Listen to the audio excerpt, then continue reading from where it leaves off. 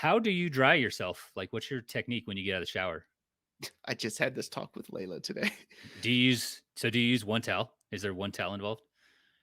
I use one towel only. Okay. Do you wash that one towel after your one use? Are you gonna judge me? I am going to judge you because Charlotte replaced my towels recently and only put a towel singular back, and I was very angry. I was very upset, and then it led to a discussion. It's like, how do you dry yourself? She claims she has a system, but like if you're using one towel, you're drying your genitals as a dude, and then you're drying your face. Like maybe do your face first, like you start from the top, work your way down. Oh, What so you happens use next? multiple towels What per happens? shower? What happens the next day?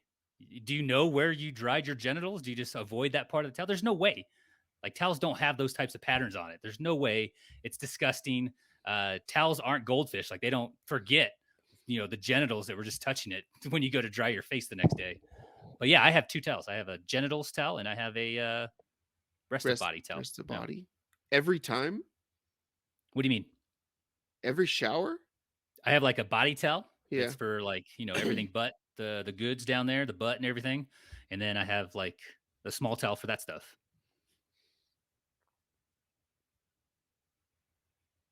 So every time you take a shower, you use two towels. Do you wash the towel after? Do you throw it out after one use and use another one the next day? I'll use No. it usually a few days, yeah. Oh.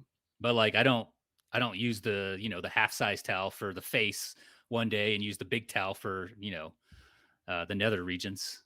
I thought we had before we started recording that I had Yeah. like what I was going to put at the beginning of the show, and this is now it. Is it?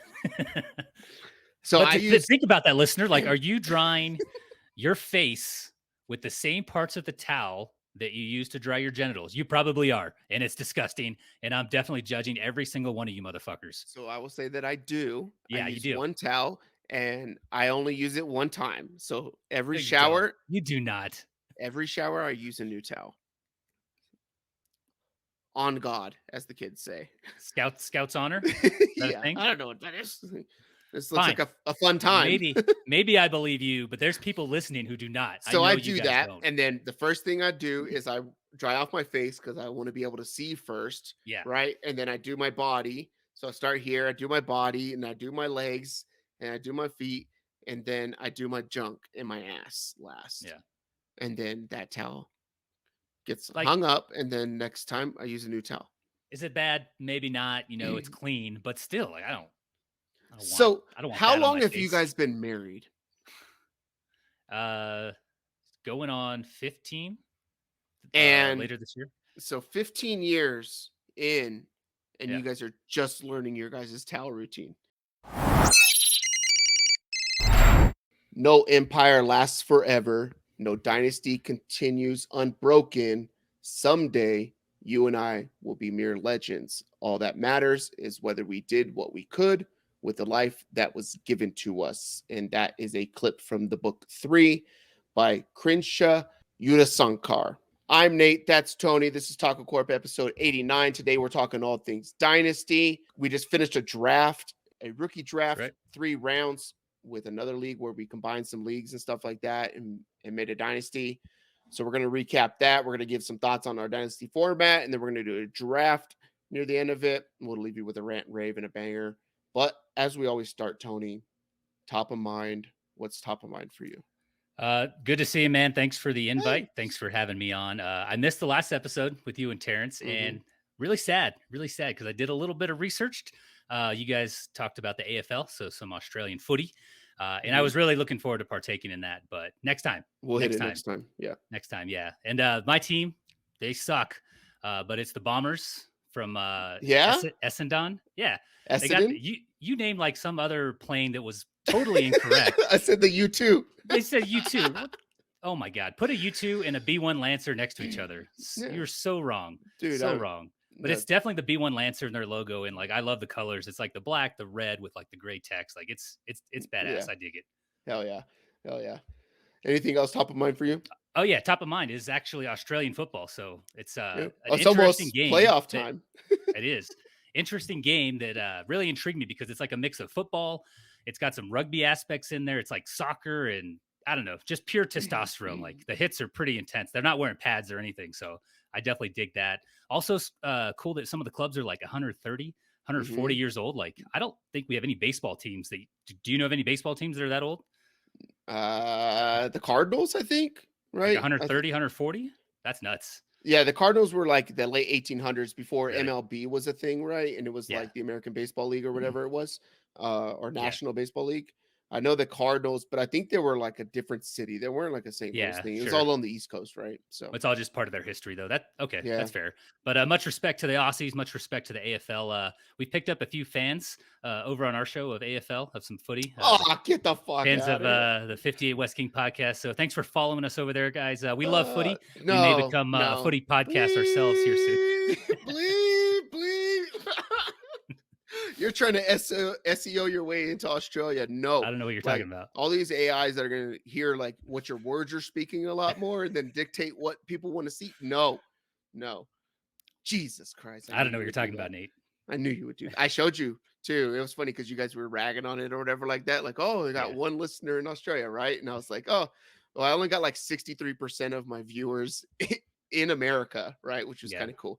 I'm hitting like a lot of European countries, like in that old EU era, right? Like Western Europe and stuff like that. I don't know. Honestly, that may be the way to go for like downloads and stuff, because like there's a million football podcasts, right? Yeah. So how many footy podcasts are, or whatever they do in Poland? I don't even know. Matt and I should look into that someday. I don't know if they're concerned about sports in Poland now. They're in it for that $10,000. You know what? Yeah. Matt knows what I'm talking about. There we go. There we go. Top of mind for me. One, just finished into the semester of school. So last week I meant to do a episode. I did record a little bit and then I stopped, but I had finals and it was 4 finals and I took like one day a week to do that. So that's just done. I rolled for the summer. So going full-time summer as well. And then today I just sat down with my, I don't know what do they call them? Like academic advisor. I call them guidance counselors, right? But counselor. Advisor, I don't know if they call that in college where you're like educated and people dress like they're fucking, what do you call those guys? Like Shakespearean times or something when they graduate you. And I'm like, you don't dress like this. But I just did like my fall semester stuff and everything like that. So that was pretty cool. Awesome, man. Handled that. Kind of proud of myself. Thanks. Pats on back. You know who Pats on Back is from? We're proud of you. No, what? From this creator called Leonhardt. He's a big Pokemon guy and he opens like Pokemon packs and stuff like that on YouTube. And whenever he does a thing where he does like this card trick thing, it's not a card trick. He calls it a card trick, but you put like the best cards in the back, right? Because it's like every pack is like 3 or 4 cards and then you put it to the back. And the first card that would pop up would be an energy card. So he always plays like, guess that energy. And he's like, Leaf energy. And if he gets it right, then he's like, oh, Pats on back. It's pretty funny. But so there's that. Another thing, Colorado drivers annoying me like crazy. Look, if you are in America, the speed limit is the minimum speed you need to go to be on the road. Yeah. It may be different in other countries. But here in America, minimum speed limit or take the bus. Get an Uber, get off the road. You're annoying. Don't drive 45 and a 65 on a highway or drive 35 and a 45 when everybody's trying to get to work in the morning. It is annoying and it's bad. And today I got really triggered and I was yelling in my car. And I even like opened up the little sunroof thing on the Civic and I was just yelling out, hoping that they would hear me. But they're playing, probably the TacoCorp Fantasy Football League podcast within the car, so they couldn't hear it, so understandable, but it is what it is. Yeah, they're just slowing down, making the ride work a little bit longer, making the commute longer so they can hear more content. Yeah. And one more thing, I've seen this, right? This guy's popping up on my feed again because it's getting close to football season. Everybody's hyped up. Dynasty drafts are going on like we just did, but this guy, Luke Sawhook, right? So he's a creator, he's a Twitter guy or whatever, younger analyst and all this kind of stuff. He's worked at like universities and done like broadcasting. The guy's going to be on ESPN. He's good at what he does. His work ethic's phenomenal. He does analysis 365, 24/7. It's pretty cool, right? But the annoying thing is he's always in my freaking feed and I don't follow him. And I stopped. I think I did follow him for a little bit, but I don't anymore. But he put out this thing yesterday, and we're recording on Tuesday, May 16th, 9:45 p.m. But he put out a thing yesterday about, hey, I want to create like the most dopest dynasty league. I got 6 more spots. I need people, right? So everybody's in there fucking blowing this dude about, and he puts, tell me why you should be in the league. The audacity of you to be like, Yeah. how, well, whatever, right? But people are just, oh, I want to, whatever, right? Bending the knee. And today I looked at this, and it was 12:46 p.m. It says here, Mountain Standard Time, from Earth tweets, I love for my league to have people really buy into the concept and cover their teams like beat reporters. I think we need a league Adam Schefter, league beat writers, and maybe even a league exclusive podcast. This league is going to be insane. Still looking for 6 more. This guy's coming for our jobs, Tony. Who are the people who started podcasting about their fantasy football leagues? People have done it in the past. There's 3 episodes. There was a guy who's like, oh, check out our podcast. I have a lot of experience in it. My league, we run a podcast, hasn't had an episode for damn near a year and has 7 total over a year and a half. I mean, that's like the beginning of this thing. We do 3 and don't do it for a year. But you can't go and sit there and say you got all this. Get out of here, guy. Yeah. Look, he's not taking us down. No. One, you're big in Poland. Complete war zone, full of blitzkrieg. That's how we like it over there in Poland. We're big in Australia. Yeah, we got all the allies on our side. This guy's just got fucking Jim Bob Cooter, who's looking for a fucking job because he couldn't play quarterback after he left, or whatever like that. So, that's top of mind for me. But all right, let's move on. We're going to cover some Dynasty Fantasy Football. Like I said before, we had our rookie draft, 3 rounds. In this league, we have a bunch of buddies and 4 different competitive leagues. Everybody pretty much knows each other. We did some formulated thing a few years back to pick the top 3 teams within every league and put them in a dynasty because we said, you know what, what's the best way to measure someone's success? Is it 1 championship, 2 championships within a league over 20, 30 years? No, it's over about time. Sustained excellence, right? That's life. That's the greatest people that we look at in sports, sustained excellence. So we wanted to create that. And I think that the worst human within the entire league is having sustained excellence. And one of our buddies who we're probably going to eat with here on Thursday, bitter rivals. Let's just say that. So anyways, let's go into Dynasty Fantasy Football. This is kind of like the time where everybody's drafting Dynasty. You try to do it right after the draft. You don't wait longer or whatever, unless you're in the other league I'm in where it's IDP and these guys don't think about football until preseason. That's terrible. Crazy. That's crazy. Terrible. And it's 6 rounds in a slow draft. It never happens on time. But Tony, for you, what's your take on Dynasty Fantasy Football format? Do you dig it? What do you like about it? What do you not like about it? If you had some little tips, tricks, maybe we could do another show later on about, how to set up a league, right? And how to commission a league and all that kind of stuff. But what's your take on Dynasty Fantasy Football? I enjoy Dynasty. I'm in 2 now that I take pretty seriously, and just the building or the constructing of a roster and just kind of maintaining it like year in and year out with the trades, with the rookie drafts. You mentioned we just had one that was pretty fun. And then the free agent pickups, unlike any other format, right? I think Isaiah Pacheco went undrafted in Champions League last year. I was able to pick him up. So I'm a running back needy team. So like, that's huge, right? That's like a 2nd round draft pick that I kind of fell into. So redraft is fun though, because, we all start on a blank slate every year. That's kind of what our leagues are. But Dynasty is a test of, you mentioned it, that sustained fantasy football skill or excellence. There's no off season. There shouldn't be anyways. I know some guys kind of turn notifications off for some of these apps, but keeps you tuned in all year, for most of us. And I'm here for it. I love it. Yeah, I think it's pretty dope. Like we have, I believe it's like 24 roster spots, right? We play kind of standard-ish. Whatever, it's standard. So you got like 1 quarterback league, right? 2 running back, 2 wide receiver. I think we have 2 flex and a tight end. So I like that the expanded roster aspect of it because I like being in the deep aspects of fantasy football. I feel like what I feel like I'm good at is like round 8, 9 plus in regular fantasy drafts, right? Of picking guys who are going to have opportunity and stuff like that. Yeah. So I like that aspect of it. I like the building of teams, right? The same way, like when we play Madden, like I always try to pick the worst team in the league and try to build a team. It's just what I like to do. Yeah. Right. Playing the computer isn't really that fun for me. Playing the games in Madden is really not fun, but building the team is really fun to me. So that's how I kind of view this too. What do I know about somebody that nobody else knows about, or they don't think highly of because they're not touted as, they were like a fourth, fifth round pick in an NFL draft, might not make a roster or whatever like that, but one little thing goes their way, and you got a Yeah. boom thing. You can stash someone who you know is going to hit or have a good chance of hitting, throw them on your taxi squad.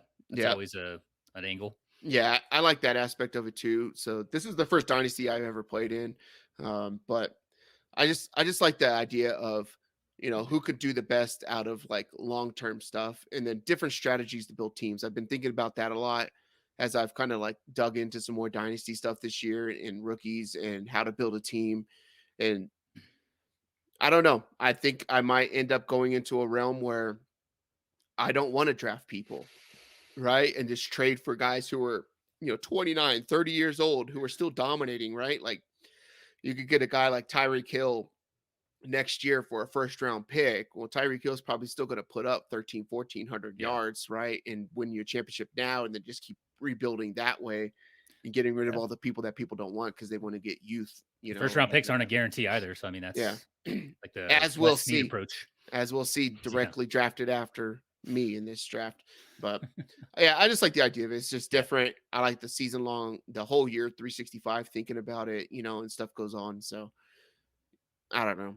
And especially after the NFL draft comes up, then it's like, yo, within a week, we need to start drafting. Yeah.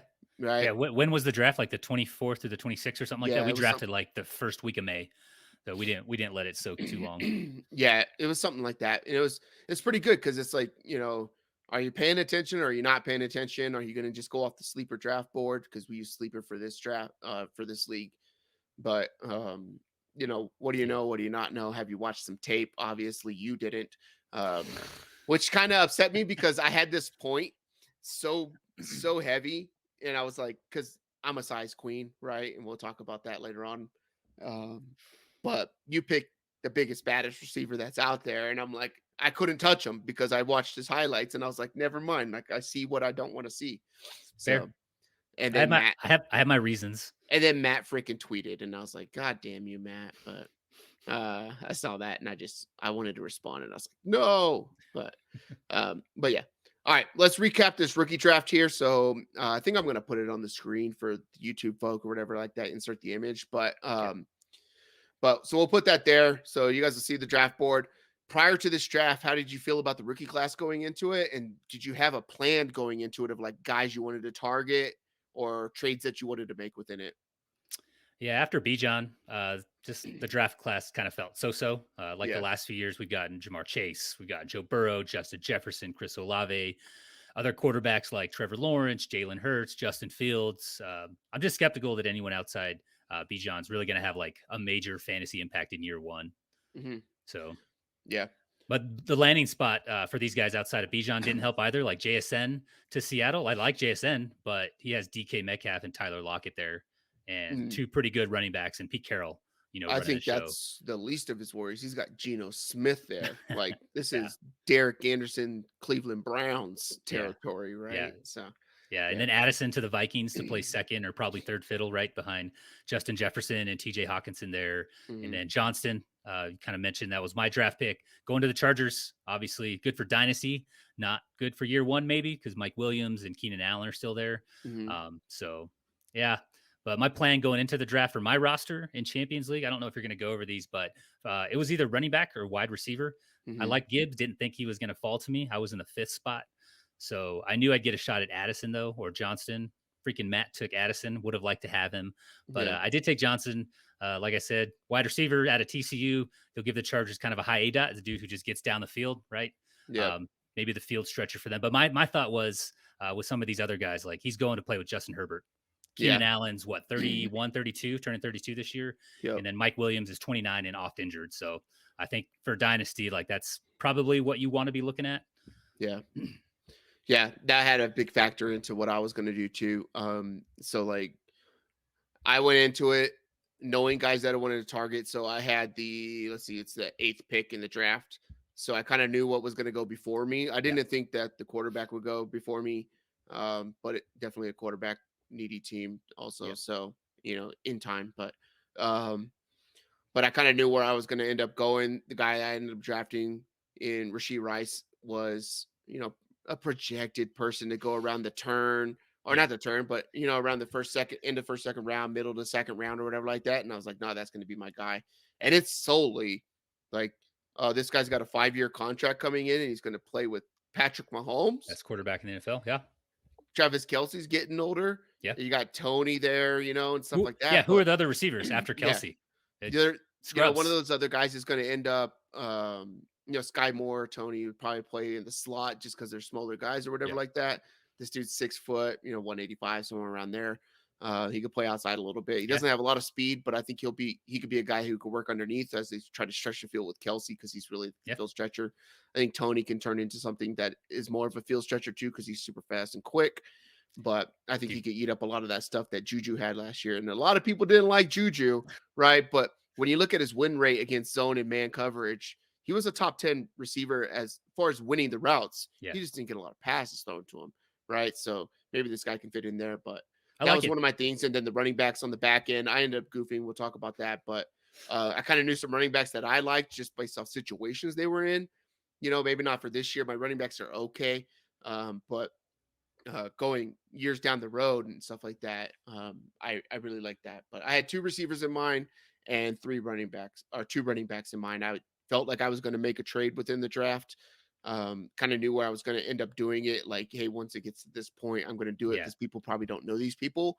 I ended up doing that later on. I almost tilted in the second round, but let's go over the first round. So starting it off with Bijan Robinson, 101 overall. JSN, then Jahmyr Gibbs, Jordan Addison, Quentin Johnston, Anthony Richardson from the Colts. This guy, Drew Medina here, you'll see that he's a big Colts guy. Apparently, he believes in this team. Dalton Kincaid to Bacon, the number 1 tight end, coming off the board at the 7 pick. Rashee Rice, Zay Flowers, CJ Stroud, Zach Charbonnet, and then Jonathan Mingo to round out the first round. Any thoughts on this first round and how it went? I think Medina's first pick was Kendall's pick, so he has Kyler that Murray. was Kendall. Yeah, he has Kyler Murray, so I think he's trying to shop him. Yeah. So yeah. Did you get one of those trade requests too?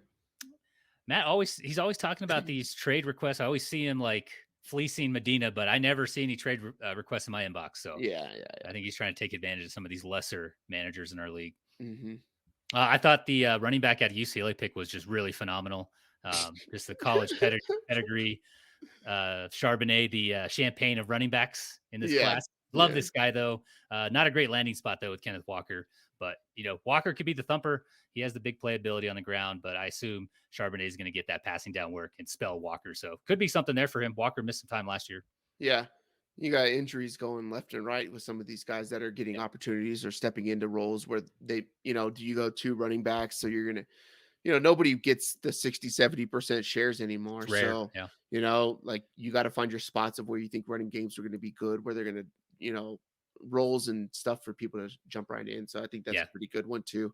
I think they're going to realize that Geno stinks and they're going to have to do a lot of dump off game.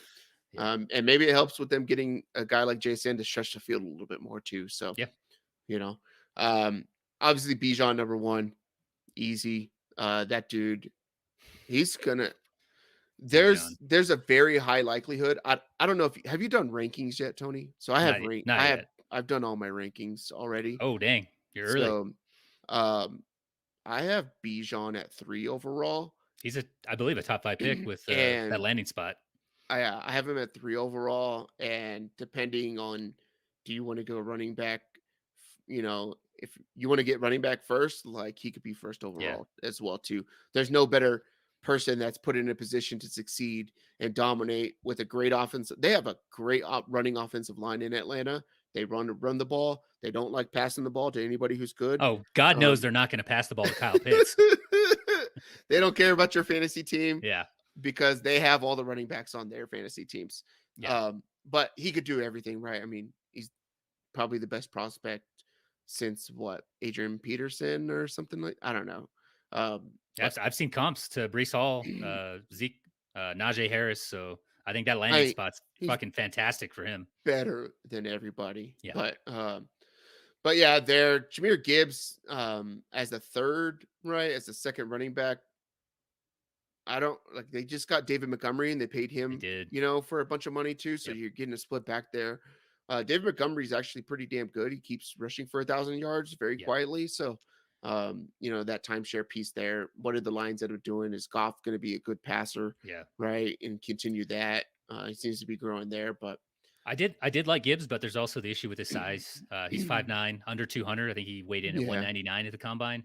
And then I did see an interesting stat over the last 10 years. The hit rate for backs that fit Gibbs' profile is around 16%, and the hit rate there being 14 or more fantasy PPR points per game in the player's first 3 seasons. The guys above 210 see a hit rate of about 50%. So it could yeah. work, but with Montgomery there, like I don't know, I'd probably temper expectations. Yeah.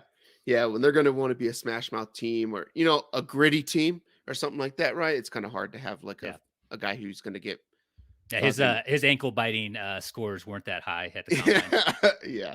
Quentin Johnston can't catch with his hands unless he's completely wide open or catching bubble screens. So when you watch his tape, right? I watched a lot of tape on a lot of these guys, and this one was the one that was like outrageous to me.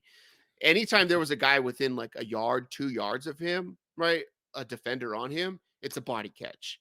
And that shit's just not good. I don't think that that's going to be beneficial in the NFL. I don't see many people catching with the body. Like if you got a guy and you're running a slant and a corner's on you or something like that, right? Because he's not blazing fast. I think he's like 4.5, a high 4.5 time or something like that. Yeah.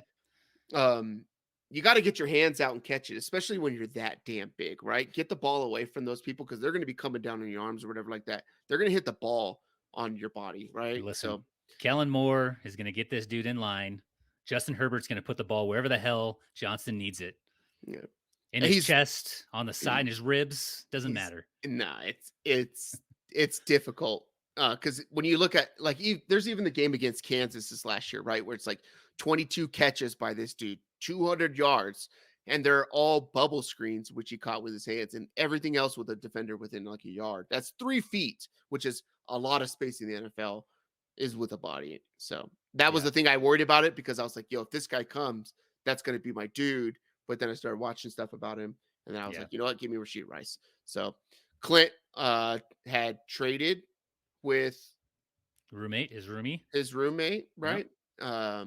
In James, his first round pick at the 9, and James ends up with he was the 1 overall. So he got Bijan and then takes the first drafted wide receiver in the NFL draft in Zay Flowers going to Baltimore. I don't care for that. I mean, the guy people talk about him Yeah. because he's so fast, but he's really small. So is he going to go over the middle? He's going to try to stretch the field. He's going to be able to get over that ball to get over a safety. Can Lamar make that throw if he's not wide open?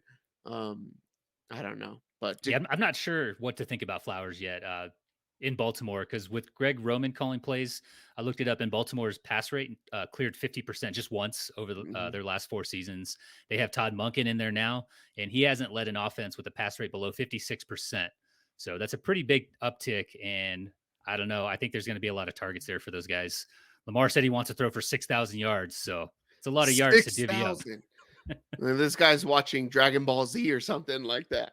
Oh my God, it's at 6,000. But yeah, and then you got CJ Stroud. I think Yeah. he's the best quarterback in the entire draft.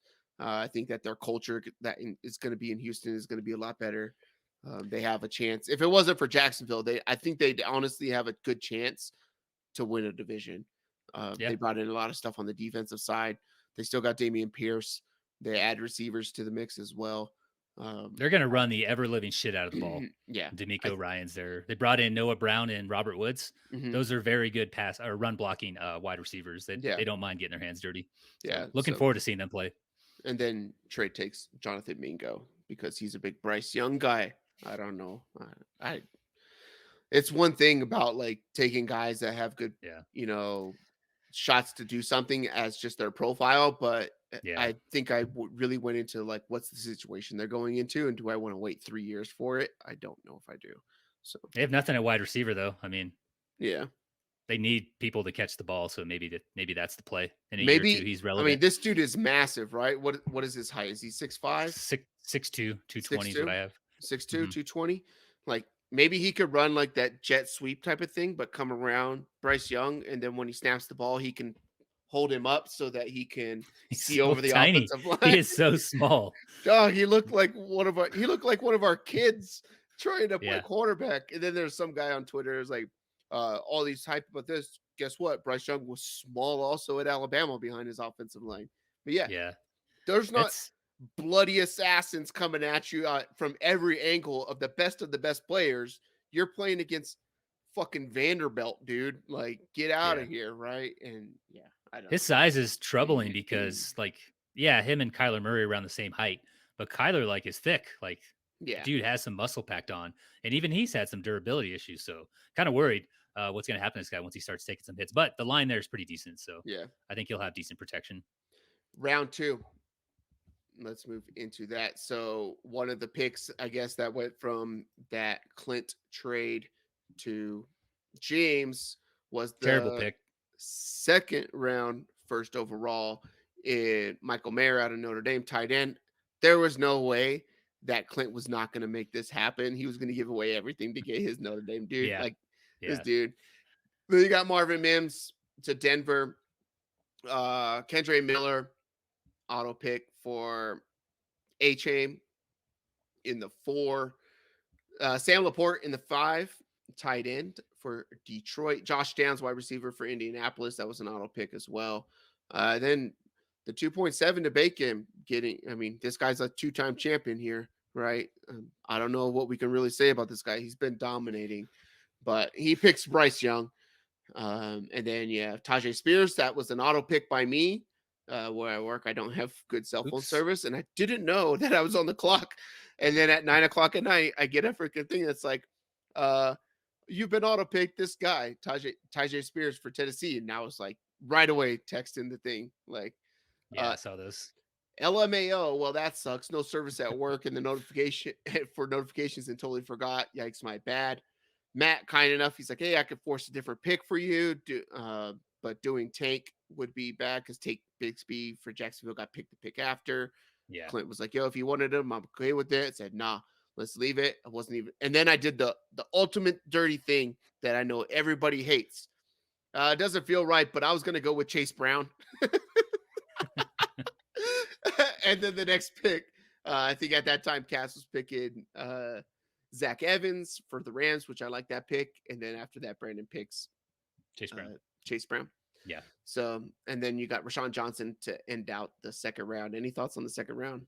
It was a wild Marvin one. Mims. There was some good picks in there. Couple auto picks. People losing some essay on their clock. But Marvin Mims out of Oklahoma, early breakout guy here. Matt's a big early breakout guy. But he's going to Denver where the futures of Cortland Sutton and Jerry Jeudy kind of uncertain. Sean Payton's talked about not trading both of them, but possibly trading one of them. I don't know what to gather there. One of them's probably gone after this season for sure, but could be some opportunity there. Not very excited for year 1, but could be a year 2 guy in Denver.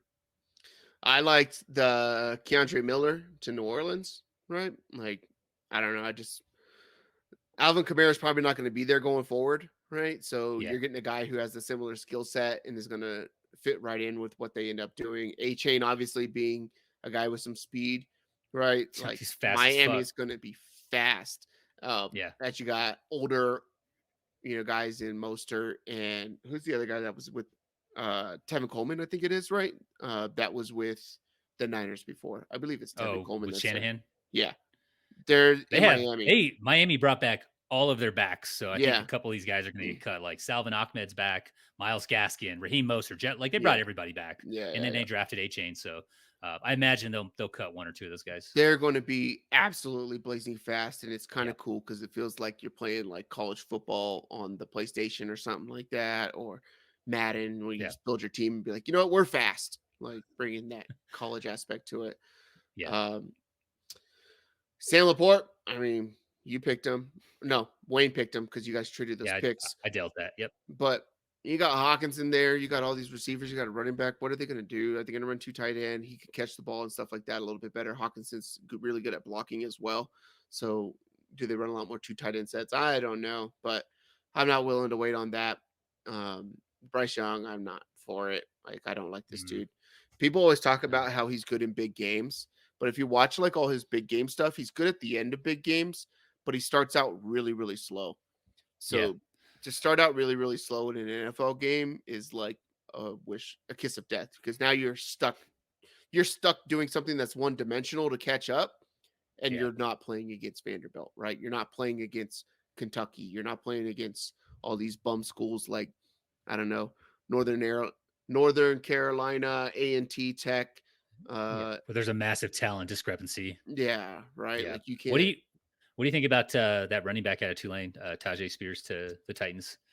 I don't like it because I am a I actually like me some Hassan Haskins, because You he do? fits the Okay. same profile. Like I have him on my team already, but I Some bias there. but I drafted him because I was like, yo, Derrick Henry, foot injuries.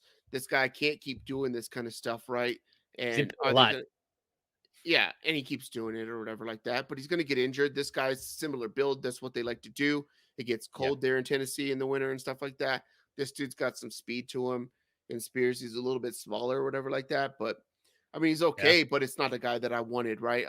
I see him as the third guy on the depth chart personally. I don't know what With they Henry use him there. for, right? Yeah. But I just didn't want to have any of that. I would That's would fair. rather have the Chase Brown with all the Joe Mixon things that are going on in that turmoil. Joe Yeah. No Mixon's P in a run either. contract year. So Joe Mixon being in a contract year, is he going to come back? Are they going to want to pay him? Because they can't really pay Can't. like all these players, right? So get rid of that guy. That's probably why they drafted this dude. He's a little older, so he's a little bit more seasoned. He's like 23 years old, right? So Yeah. he's just smarter inherently. But he can do everything that they want him to do there as well. Zach Evans was interesting too, because I think that if you're in a, we're talking dynasty, but if you're in We redraft are. this year, like Zach Evans has to be a dude that's drafted, and you're going to get him late, and he shouldn't be late, because Cam Akers coming off an Achilles, he lost a ton of speed and a lot of power that he ended up having and burst after his Achilles. And you notice that last year, right? And it's just not going. There's not been a running back who, or really a, a big time player in the NFL who's come back from an Achilles to be able to do Yeah. the things they do, right? So this dude, It's a sustained thing. Yeah. it's not like Kevin Durant playing basketball, right? Where it's kind of okay and he can still dominate and do his thing. Like football is just a different beast. So um, I think that And Zach Evans is going to yeah. be a guy where he could be a league winner for you, right? Be able to flex out and get 15 points, end up being your RB2 at the end of the year or something like that. So Yeah. Akers, I don't think is signed past this year either. So yeah. it could be one of those scenarios where the Rams have like 4 wins, right? Mm-hmm. Through 14 games, 13 games, and they just start throwing in the second string guys. So I can Yeah. definitely see that happening with Evans. Yeah, and they're going to rotate backs there anyways too, so I think he's going to get a lot more Probably. run than I think people think. Yeah, you'll see him early. Woo! All right, third round, you got Jayden Reed, Jalin Hyatt, take Dell, Will Levis. Matt's going quarterback heavy here. He's got Justin Fields, so I don't know why he's planning on going Just with throwing other shit at the quarterbacks and stuff wall, like that. seeing what sticks. And then you got Darnell Washington. Yep. What is this dude's name? Kayshon Boutte. I like calling him Booty. You got Deuce Vaughn. A nice little story there with the Dallas Cowboys. Yeah. Cedric Tillman, wide receiver that I drafted out of Tennessee. Israel Abanikanda, I traded up for that pick with Clint that was one of the other running back I wanted to get. Tyler Scott, Eric Gray, and Evan Hull to finish out the draft. Your thoughts on the third round? Anything you like here? Anything you didn't like? I also did like Abanikanda. Not only is his name fun to say, but Yeah. he's got the size. I think you mentioned that 5'11", 216. Yeah. Talked about that 210 threshold, right? About 46% of those guys have a pretty solid hit rate. So could be like a year 2 deal because he's playing behind, was it Breece Hall, right, with New York? But I don't know if Hall's going to be ready for week 1. Have you checked up on that yet? They claim he's going to be good by like OTAs and stuff like that. Shit. But everybody's saying that about everybody, right? Right now that, they're going to be good by OTAs and all this kind of stuff. It's just the normal. Has he tweeted about it yet? Like J.K. Dobbins? Like nobody knows their body like me. Yeah. Everybody knows your body, dog. Yeah. But I like that fill in. Aaron Rodgers there, he can pass off to the running backs too. They're both kind of fit the mold. Abanakanda's got, like, when he played at Pitt, he was just pretty much dominant and did everything. He's a good pass blocker. I like that as well. Especially having a guy like Aaron Rodgers there who's going to want protection and stuff like that. Their offensive line isn't all that great in New York. It's good, but it ain't all that great. Like, especially when you're going up against some of those defenses that they're going to go up against, like Belichick and his thoughtfulness on defense. Miami's nasty too. That's coming off the edges. And then Buffalo's obviously got some dogs on that defensive line. So I liked him. I liked Cedric Tillman also to Cleveland. Tillman. Not necessarily like he's huge and he's massive, but he's got Amari Cooper there, Donovan Peoples-Jones. Are those guys even going to be there after next year? This dude's got a big body. Deshaun Watson being the guy who throws him the ball too. Same thing with like my thoughts on Rashee Rice. I'm still a Deshaun Watson believer. I think getting back into the rhythm was a thing. All the distraction stuff. Now you've already played on the field. People are kind of probably going to, this year, people are just going to forget about Deshaun Watson, right? Like, and everything that happened, it's going to be, do you play football good or not? I think that he's going to play football good. Yeah. Maybe he gets a little LeBron hairline treatment and stuff like that to help him out. But LeBron and KD special. Yeah. But my initial draft strategy was to go Rashee Rice, Chase Brown, Tillman, Abanikanda in the third, because I didn't think people would want to get those guys. But yeah. But that, also like Reed. He's a Spartan, so don't like that. Yep. But it could be a sleeper. It's just Watson and Dobbs there. He landed in Green Bay with Lazard leaving and obviously Cobb, his old ass, following Rodgers to New York. But he broke out as a freshman, which significantly increases a player's chances of contributing in fantasy at the NFL level. So I thought that was a pretty good late pick. Yep. I do like the Will Levis pick, though. It was interesting to see that he didn't get picked in any of the other rounds as well, too, when we're only a one quarterback league, right? The guy you could throw in your taxi squad. He's got all the measurables and stuff like that. Can he just, and he's a fighter. Like, the dude played through injuries like crazy. You can look up his finger pick, right? It's all nasty and stuff like that. So that's a good picture. Yeah. Good picture. The only thing I don't like is his ceiling is like Ryan Tannehill, which it's funny he gets to play with Ryan Tannehill. Yeah. You know, for this season at least. But I don't know. I don't think there's a very high ceiling there. Yep. But and that's what I think a lot of people think too. But any more thoughts on this draft?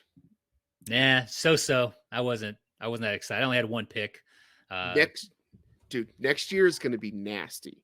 Yeah. Like quarterbacks, wide receivers, running backs, there are straight up gangsters that are in college right now. And then there's going to be more guys who come out and burst onto the scene too. Yeah. So something I've been thinking about to just trade capital and all that kind of stuff. And, you know, start hoarding picks and stuff. Yeah. Yeah. So there you go. Something there. But all right, that's that. Let us know how you thought that the draft went, right? Give us your thoughts. Who made bozo calls? Anything like that? Leave them in the comments on YouTube. If you're over there on YouTube and you're watching this, hit that whole like subscribe thing, right? I'm trying to grow some subscriber base. If you're listening, you might as well just go over there and support it as well too. And you can watch our stupid faces and everything like that. But also hit that notification thing. So I found out the notification bell is what ends up allowing it to say, hey, it sounds stupid, right? But it literally lights up like the notification bell in the top right part of YouTube, and it puts a little red thing, right? So you see the new stuff, so it's not just in your feed, right? Or whatever like that. So I try to limit my YouTube following. I think I follow like 15 people or whatever like that, but it's stuff I routinely watch daily. Yeah. So it's nice to be able to just go there and be like, oh, this person posted one at this time or whatever like that. So you can do that, and it'll send a notification to your phone. If you have notifications on or whatever like that, you won't miss an episode, because we know you guys in Australia really love what we're doing here. Boom. Let's move on to a draft. So in honor of us talking dynasties, right, the greatness that is Dynasty, we have to draft our top 5 dynasties of all time, Tony. I'll give you the turn, all right? Good. That's what I wanted. I'll give you the turn, and I will go first. I have like 10 here, and I know that you don't have like half of these things. Nate, you only need 5. They are true dynasties right here, right? I'll probably mix in some decent ones or whatever like that. But the number 1 dynasty of all time, and I'm taking this because you're probably going to steal it because you're going to feel the wrath of it here if you ever play your fucking games. But it is me in Madden. Every time that we run a franchise, it doesn't matter who I play with. I'm going to take the shittiest team and I'm going to make them dominant. I had the Chicago Bears in this last one that we started here on Next Gen. They were terrible. What are they? They're dogs. They just dominate everybody, run down people's throats. I leave the team. They're still 2-loss team. They just lost their third game because they ran into me, the Pittsburgh Steelers, with a rookie quarterback at 70 overall throwing for, I don't know if you saw this, Tony. I just threw for 800 yards with this. I didn't see that. We need to bump it to all Madden. But anyways, we won't make the playoffs. Nobody who plays me can win. It's over.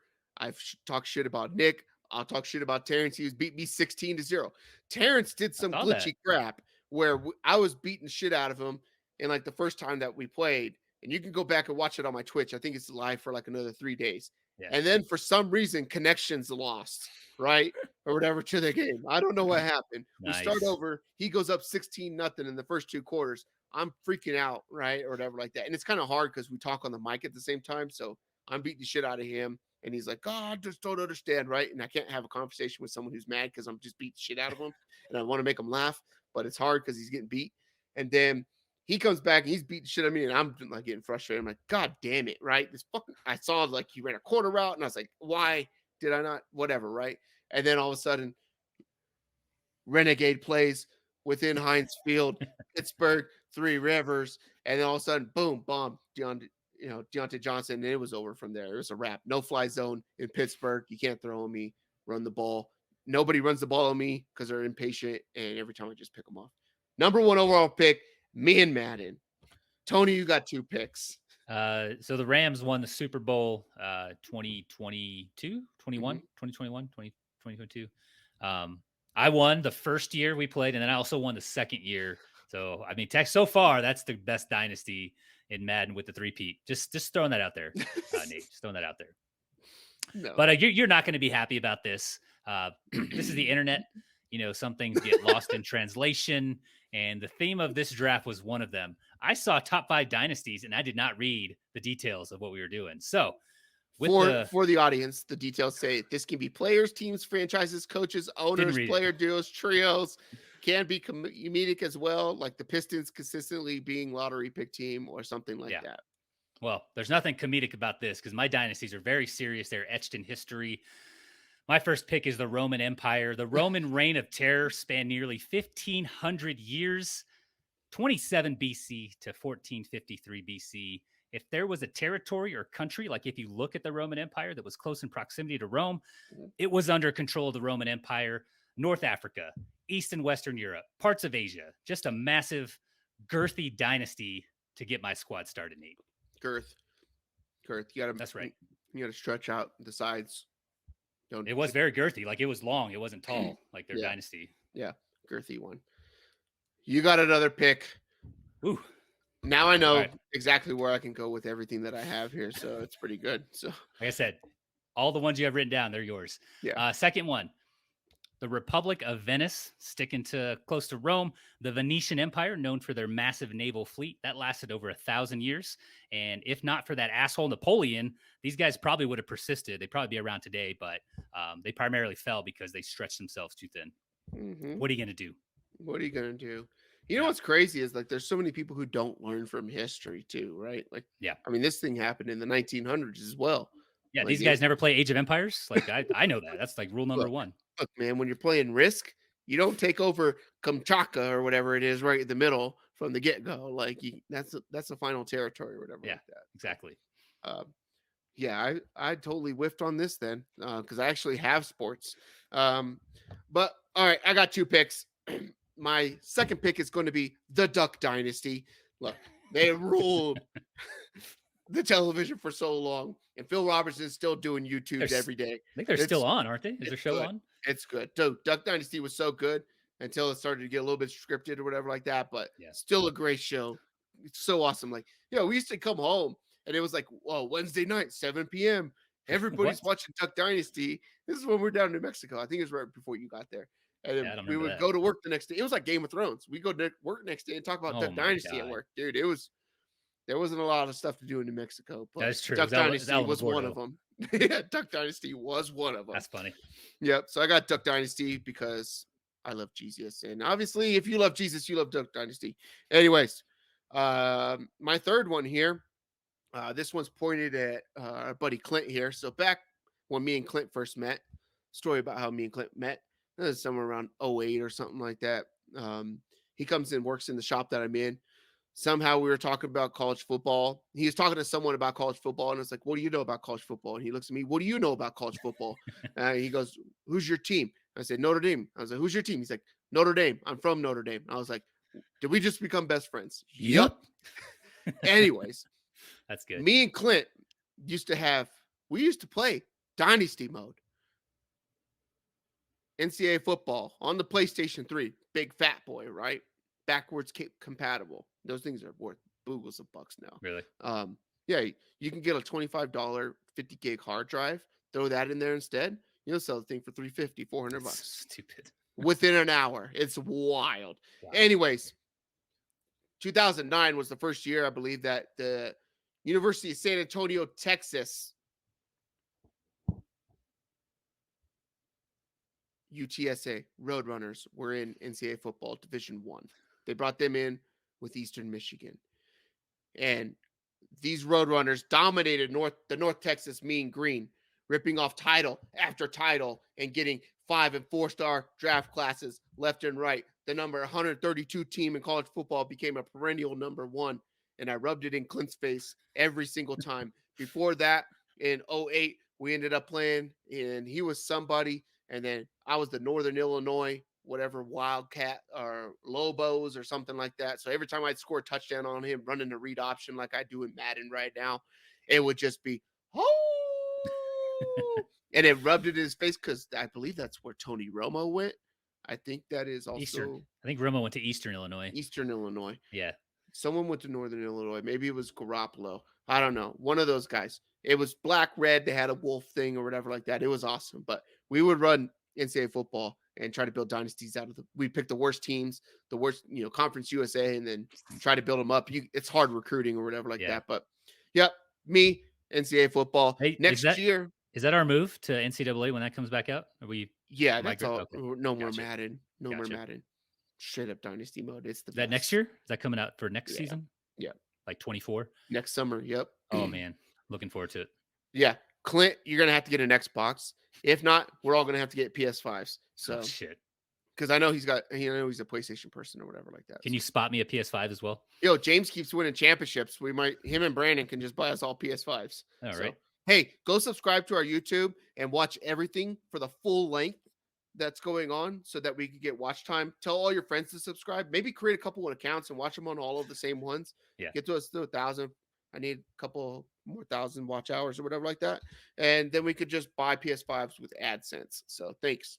What is how many subscribers and watch hours do you need before you can start monetizing? Yeah, it's 1,000 subscribers. So we doubled subscribers last week. Oh, shit. In the last week and a half, or whatever. I think we're at like 32, 31 or something like that. So a couple of the videos went pretty good on there. And then from me and Terrence's last episode, and then you need 4,000 watch hours or 10 million 4,000 watch hours in a month. That'll be easy.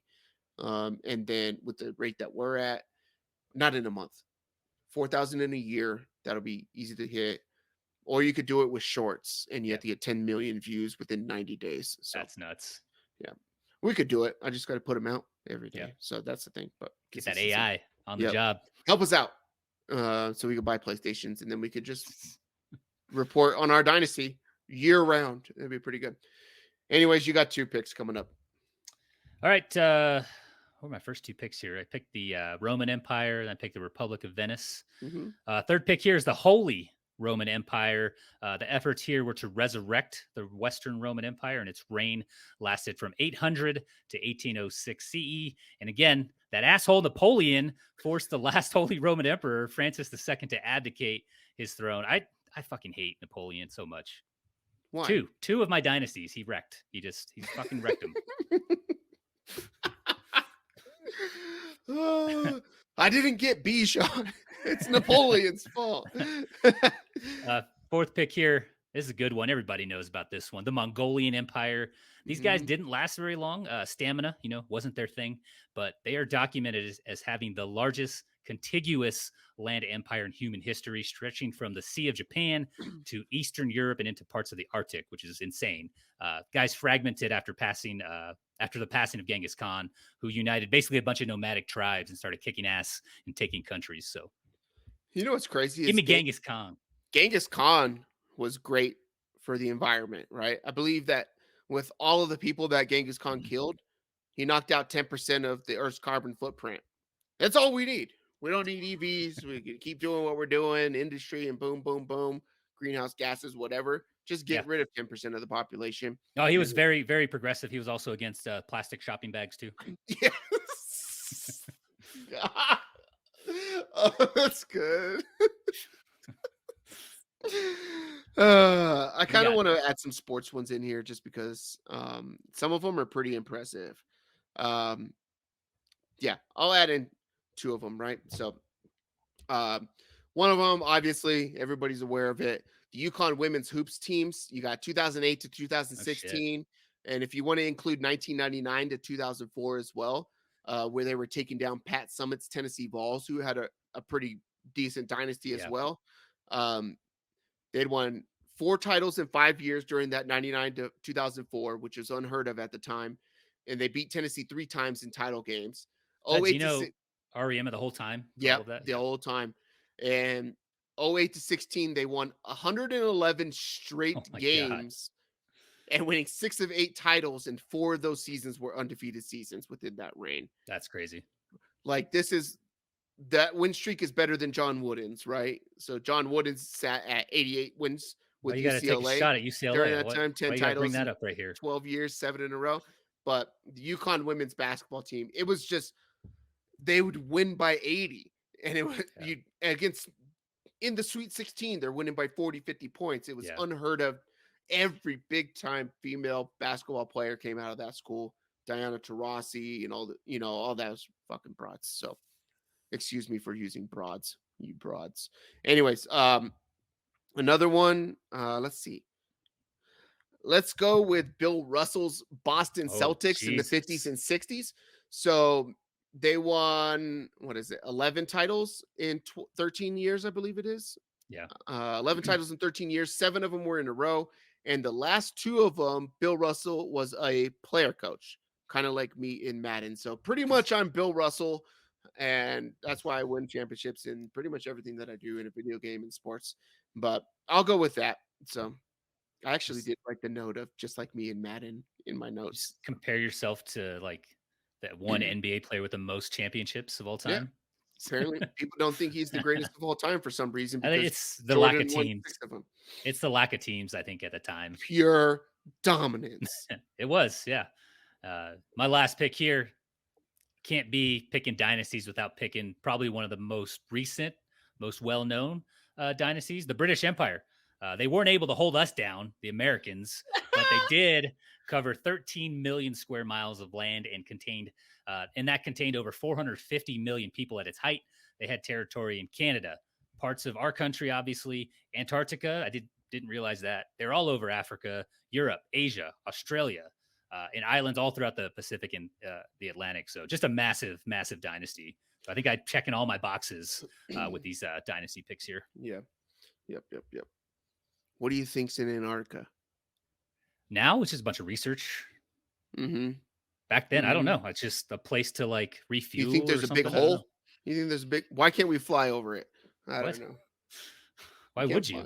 I don't know. Why not? We fly over. Like if you're going from like Africa, the tip of Africa to Australia. Yeah. You probably fly over that way, right? Like we fly over the poles to go to Europe and stuff like that. Yeah. Not faster. I don't know. I don't know enough. Maybe we do. I really don't know. I don't know if there's like a weather thing that impedes it. I don't know. I think it's like area 49, like not even 51. Maybe. Are you stirring up some conspiracy? It's an SEO thing? What are you doing right now? The first conspiracy episode we did on your podcast was the word conspiracy theory. It was. It's kind of nice. Let's not bring up the news. Anyways, so to recap the draft. So obviously mine's better. You got the top 5 dynasties of all time. You got me and Madden, number 1, Duck Dynasty, number 2, me in college football with the University of Texas, San Antonio, number 3. You got the UConn women's basketball dominance from the 90s into the 2000s, and Bill Russell's Celtics within the 50s and 60s, 2 years being a player coach, just like me and Madden, and obviously in NCAA football, which makes it even greater. The guy was way ahead of his time. Tony, you got the Roman Empire, 1,500 years. The Republic of Venice and the Venetian Empire. You got the Holy Roman Empire, the Mongolian Empire. Personally, our favorite one here. We're originally from California. We obviously care about, like the ecosystem and all that kind of stuff. We're banning all that kind of shit. No, you got to use like paper straws and stuff like that. Don't be on a drive trying to, you got to drink it. Something like that, because it's going to taste like a Q-tip here within 20 minutes. And then you got the British Empire, which obviously we segregated ourselves from and became the most dominant fighting force on the planet Earth. USA, USA, USA. Obviously allies with the Australians, who are great individuals too, right? But big fans of the show. Rants and raves. Tony, you got a rant or a rave? I'm gonna rant. I'm glad you let us start doing this again. We went away from it for a little while, but you brought it back this season. So I hope it's a fucking rant, because last time you said, "I'm glad you allowed me to come back on here, bitch," and then you gave a rave, and it was terrible. Oh, yeah, what an idiot. Yeah. So I am sick and tired of celebrities and athletes making podcasts. Mm-hmm. I was on the fence about it. I listened to a lot of them, but I've had it up to here. My hand is at about 4'7" right now, also known as Nick Oliveris. But these guys, they're already rich. These celebrities and these athletes coming out with all these random podcasts about all kinds of shit. They're already famous. They already get free shit. They get front row, seats, courtside tickets for free. Like, can the rest of us, put out content out there without being drowned out by the constant noise from folks who've already made it? Right? I don't think that's asking too much, but that's why I've started a petition on change.org to get celebrities and athletes off the airwaves. I pasted the link to the show notes, Nate. So please, if you don't mind plugging that into the show notes. Got you.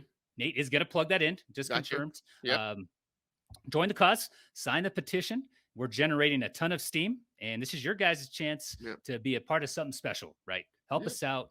Help these homegrown shows out, like TacoCorp, in our show, 58 West King, Whiskey Flick. Like, these shows would be viewed by millions of people if it weren't for Travis Kelce, Conan O'Brien. What other athletes and celebrities are out? Everybody has a podcast, right? So Draymond Green, everybody, especially him. Get off the airwaves, but go sign it. Help us out. Stay on, because your game has fucking dropped drastically since. Dude, his are crazy. He will post episodes like 30 minutes after the game ends. But help us out. Go sign the petition. It's a real thing. Yep. Is the petition part of this Patrick that you drew in the show notes that says "suck my ass"? That's to the celebrities and athletes. Yeah, that was so good. There is an image on it, so when you pull it up, it's pretty good. I made it in Canva. Yeah, I think you'll approve. I logged in to see the show notes today, and it says additional info for show, and I was like, yes, because we're on like 6 tabs right now of different shit that aren't anything to talk about what's going on in the show, and it's just a "suck my ass" with Patrick in a purple sweater on. It was pretty good. It was pretty good. I think I'm going to rave. So. All right. I did a little bit of a rant earlier on the Colorado drivers, which I thought I was going to put in here, but I think I'm going to rave about people just doing stuff and getting things done. So, everybody can come up with excuses and stuff like this. And I've kind of talked about this before in different aspects or whatever like that. But shout out to the people that are just going on and doing great things, doing the right things, doing things that they're going to be proud of. Years down the line, every day when they look at themselves in the mirror, life gets hard. People go through rough times, right? We have friends right now that are going through the fucking ringer, or they're settling into times after going through the ringer. I went through that stuff a couple years back, and all you guys helped me out through all that kind of stuff. But there's people out there who are complaining about whatever situation they're in, and then there's people that are out there just getting it done, doing the right thing, raising their kids, being involved, getting better as a human, continuing to learn, continuing to get better, like setting the bar so much higher than where they think they could possibly end up going, having dreams, chasing them, goals in life, and just pursuing greatness for themselves, for their families, to be a role model for people that are younger than them or the people that are around them, right? Like that whole, you're the sum of the, you're like the median of the 5 people. You want to be around fucking assassins. You don't want to be around a bunch of losers who are going to sit there and complain, and create a change definitely not guys who want to create a change.org because they got to compete against fucking athletes. No, that's a joke, whatever like that. But I think too much people want to focus on negativity stuff, right? There's a lot of negativity stuff in the internets and stuff like that, right? And Yep. I think once you get away from some of that stuff, not allow yourself to drown into that. At least this happened for me personally. I don't even have accounts anymore, right? I got my personal Twitter, and then I don't have like a personal Facebook, Instagram, or whatever like that. It was just draining me, and I only really use our league's accounts for the social media stuff or whatever, and consume Yep. stuff to just get better at it. Because it's like, we're in our zone. We've got our own shit going on. I don't need to worry about everybody else's crap or seeking validation when you understand how their regular life is and stuff like that. So shout out to you Yeah. for keep going forward, chasing some dreams, doing the good things, getting better, and not worrying about all that other shit. If you're worrying about the other shit, stop. No one gives a fuck. No one cares about your problems. No one cares about my problems. At the end of the day, right? We all got our own shit. So we'll help each other out for that point. But when we're going to bed, most of us aren't thinking about our other buddies' problems, right? Doesn't mean we don't care.